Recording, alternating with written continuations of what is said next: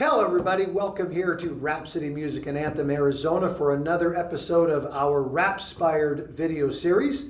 We're excited to have you with us today. We sure hope our content and the things we've shared with you have been valuable to you and help you inspire along your own journey in music. So today I've got a real treat for us. We've got in the studio with us Mr. Brian Kunnari. Brian, thanks for being with us. Of course, man.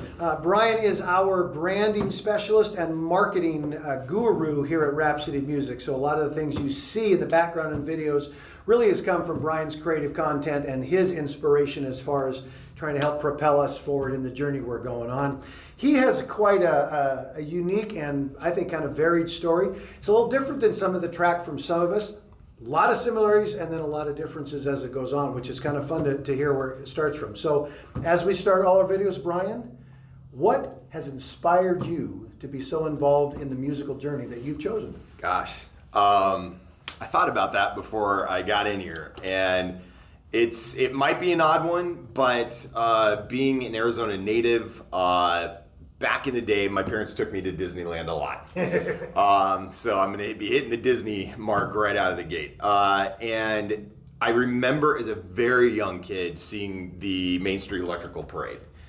And, well, I mean, the lights and the nighttime spectacular of it all was great. It was that music. It was electronic at a time when there wasn't a ton of electronic music. Right. It was done very well, considering there wasn't really MIDI and stuff in place yet. It still blows my mind.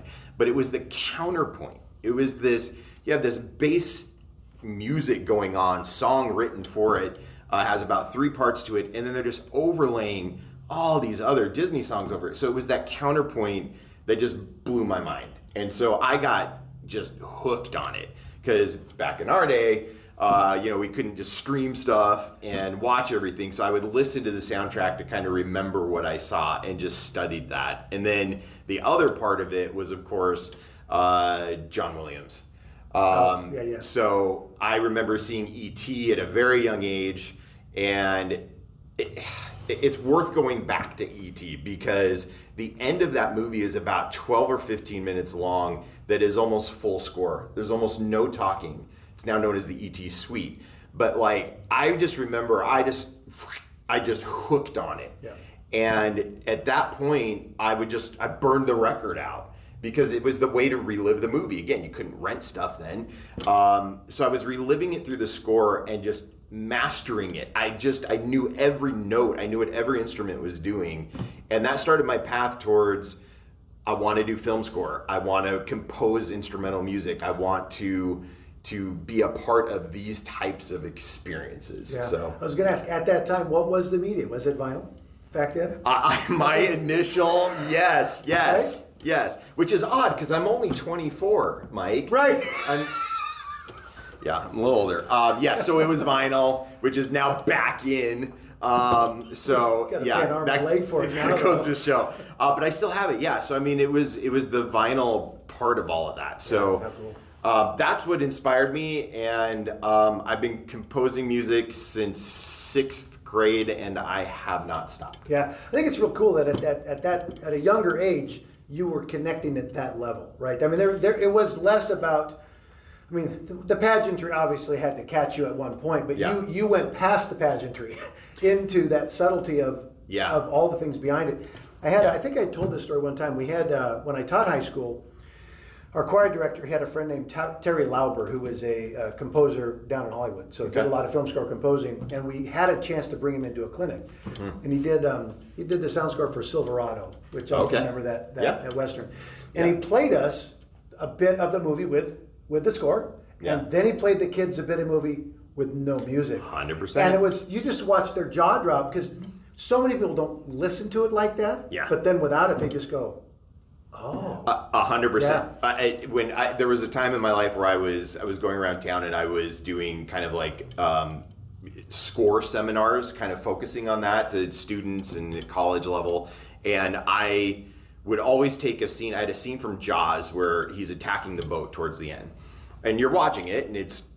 I mean, nowadays I don't know if it's scary quite the same, but back then, it was intense. And then now I would replace the music with the Looney Tunes theme. And now everyone's laughing. And so it's that score is so important.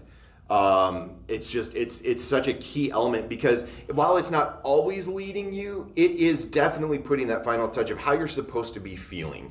Because you can have a person walk into a room in a film and what is it? Is it suspenseful? Is it funny? The score is what's going to drive that final action.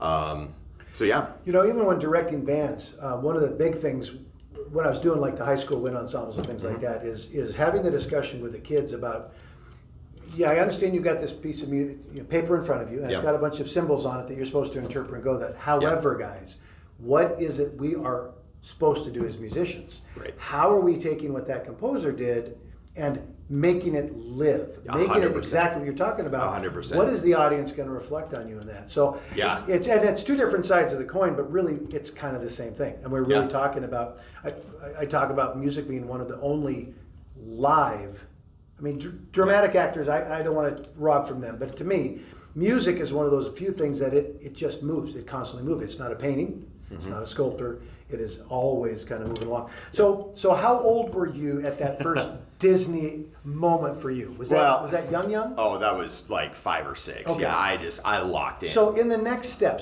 talk to me a little more about kind of the small steps of your journey, because if I know you're a keyboard player, composer, some woodwind in your background if I remember correctly. Yeah. So how did that kind of portray out over the next 10 years from the Disney moment? Oh gosh, I'll try to hit some key spots here. So no, I was in the Phoenix Boys Choir back in the day, so I was learning a lot there, just kind of more on the technical stuff at a young age. Got to travel the world before 7th grade.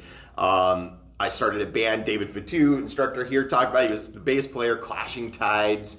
I'm not sure if we've showed that picture. Gosh, really we can dig that up. Put a little B-roll over this.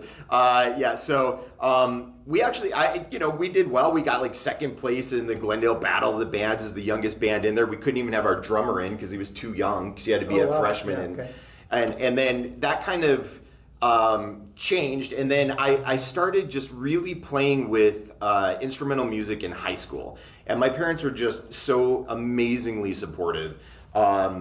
It was, what do you need equipment-wise? Like, let's go get it, because they saw the passion. They saw me just working so hard, spending my weekends not out partying, but I was in my studio crafting new versions of Christmas songs or composing my own stuff. So that kind of went through all of high school, and my first paid job was for composing or arranging was with TheaterWorks from the founder David Woe. I had just graduated high school, and he asked me to orchestrate and record Stephen Sondheim's Assassins in 2 weeks from a piano score. And I was like, does it pay? And he's like, yeah, a few $100. I'm like, oh my gosh, I'm rich, right? I'm like, this is amazing, yes. I had no idea what I was getting into, because Sondheim is tough stuff. And to take only the piano score and match it, it just turned 18. It was a big task, but I pulled it off, and I pulled it off well. So I started working for TheaterWorks, recording in my home MIDI studio the backtracks for a lot of their shows. And that just kind of kept propelling forward. I also had a teacher, this was my Remembrance album. This was my first recording of all original work that I released when I was 18. So recorded kind of from when I was 15 to 18. And this here was the idea of a past teacher that I had, kind of before stock music was a thing. Sure. So this was an idea of kind of like, hey, you can license this for your school videos, whatever. And it did okay, but this propelled me. Because when I was holding my thing, especially back in the day, I'm like, okay, let's do this. Let's go. Yeah. So I didn't stop. I'll hit some key stuff along the way. I did major in music theory and composition out at ASU. I've had a very blessed career in this, because I love writing music. And I love writing music to stuff that makes people feel good. I try to be a positive person. If I can do something that inspires, I love that. And so I just kind of went on a rampage around town. I was a staff composer over at Channel 3 for a while, doing a lot of their jingle stuff. I did the planetarium, the initial planetarium show out at the Science Center when that opened. I did that. I was at Phoenix Theater for a while in their marketing department, but I was also their staff composer for the Cookie Company, which is their professional actors acting for families and kids. I got to do the intro to the Phoenix Mercury back in the day before they take. I also got to do the Phoenix Suns. And it was approved, it was done, the draft was done, and then the lockout happened back in the day. Okay. So they canceled it. When people came back, they're like, we're keeping what we have. I think they're still using it. And then it just kind of kept moving forward. I wrote quite a few musicals out at Phoenix Theater, and then have done my own since. I'm obsessed with Christmas music. So I've released quite a few Christmas CDs back in the day. I also got to start working for David Horowitz Music Associates out of New York City. At the time, they were the top jingle house in New York City. Okay. They were doing all of the ads. So I moved there with my wife, and after we got married in my mid-20s, and was freelancing for them on KFC stuff and Mercedes commercials. And then 9/11 happened, and everything changed. The industry started drying up because people started using recorded music, right. And putting that in. So the original stuff started phasing out. So I mean, how 9/11 changed. So even my industry is a jingle guy. But other stuff too, I've got to mention is I mentioned Disney at the top. I got dragged a Little Mermaid by a girlfriend in high school, and I'm just like, I don't want to watch this. And I came out going, okay, not just score. My dream is to like do a Disney animated film, the songs, all of it. Yeah. And so my buddy and I in high school, his name's Todd Yard, we started working on a piece, which I think I'm gonna chat about in another video with you guys. But that led to a really cool story with Disney as we started developing something we wanted to pitch. But that also led to me being able to get inside of Disney. I worked down there on the college program. As I was a great movie ride tour guide for those that know Disney World. It was amazing. If you are young and watching this, you have to do the college program if you love Disney. Go down to Orlando, it's amazing. But I met some other producers down there, and I got a chance to even do some internal work for Imagineering, and I also did some composing for some internal stage shows. It was called 15 Magical Years. I did the theme song for that, which was a celebration of 15 years of the college program. That was a moment, I'm an adult dude, and still, like, even in that moment, I was sitting there and I'm like, Mickey Mouse is jumping around in my song, and there's like the Disney voice guy that announces the parades, announcing my name before the thing. It was just such a cool moment. There was, I'm not sure quite where they are now. I mean, Disney's been kind of standard or highest standard as far as some of that entertainment industry things, but there was a span of time where there I think for the musicians and artists and composers and dramatic performers and whatever, they may have carried us through really allowing that to stay as a thriving industry through a lot of changes that have come on, and they've given a ton of people a chance to get a great start in a profession. I know I had a couple of friends who went down and played. They would do the Disney Jazz All-Star Summer Jazz things. I had a couple of friends that played in that for a couple of years in a row. Yeah.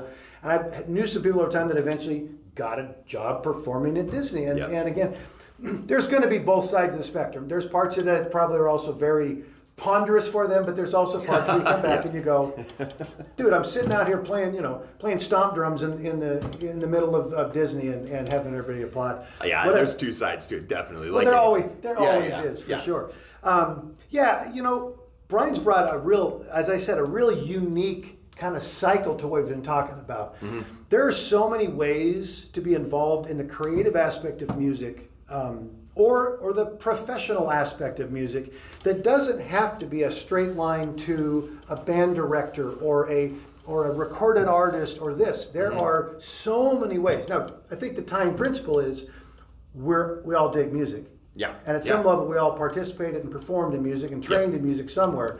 But what we do with that, is it composing? Is it the production element? Is it a marketing element? Is it a business? Is it running like Sean? Yeah. Buying a business and making that happen so that we can continue. Yeah. Because it gives us a chance to continually pass down this sense of what our wow moment was, what that 100%. 6-year-old Disney moment for you was. And we got to 100%. start handing that on to the next generation and the next and the next. Yeah. And what else gives us the opportunity to connect everything we are? Yeah. Right? Mind, body, soul, spirit into something that we can be creative about. What an amazing journey. Yeah, it's been incredible. That's where I really do sometimes feel the age, is just because I can go back. No, I'm saying, and I'll say this in a kind of a positive way, where I go back and I'm like, holy cow! Music has been good to me, Yeah. right? I put my energy out there, and it gave back, and I've just had so much fun doing so many different things, because I have done some short film scores. I've done some of the theme park stuff. I did the musical theater stuff, and I didn't mention this yet. I couldn't find the CD, so I brought the poster. But one of the coolest things I experienced, I think, in my entire career wasn't even some of the passes with famous composers or all of that. It was this. I got to work with Ann Ludwig, who ran the dance program out at ASU for a long time. I met her through, I was lucky enough in college, I was selected as the composer for the sequel to Gov the Musical. It was a big deal back, and they had parody on Arizona politics. So I was hired as the composer for the sequel. And that led me to Ann Ludwig. And she had a modern dance troupe called A Ludwig Dance. And so when I was hired commissioned to do my first piece with her, it was called Till Death Do Us Part. And I remember too, even being flown up to Vegas, and we're meeting with the person who's kind of writing a kind of a loose script and some lyrics, and we're chatting through what this is. And I'm like, I don't understand this. And then I go home, and I'm like telling them, it was my fiance with my wife, I'm just like, I don't understand what I'm doing. And the reason for that was, it was so abstract. The modern dance idea, it was so abstract, where at one point too, I said, how long do you want this piece, and what's the kind of the beat, the meter of it? And she's like, oh, I've already done the dance, do it around like 3 minutes. What do you mean? Well, it's just like pregnant ladies. And I'm thinking like my Oklahoma days or Assassins, or like it's structured beat, and you do choreography. I'm like, what do you mean you did choreography? And it just opened up this new world. I was doing all of this commercial stuff. And then I'm like, here, I had 3.5 minutes to do anything I wanted. Right. And I still didn't understand the piece until I was sitting there opening night, and I'm like, oh my God.